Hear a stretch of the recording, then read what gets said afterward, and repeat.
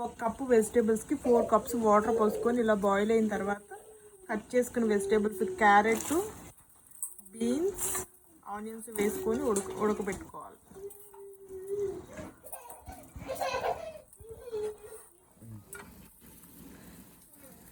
Sugar, ఉప్పు, మిరియాల పొడి వేసుకొని కలుపుకోవాలి. కలుపుకొని కొంచెంసేపు ఉడకనివ్వాలి, ముక్క మెత్తపడే. ఇలా మరుగుతున్న సూప్లో ఒక స్పూన్ కార్న్ఫ్లోర్లో వాటర్ కలుపుకొని ఇలా పోసుకుంటూ కలుపుకోవాలి.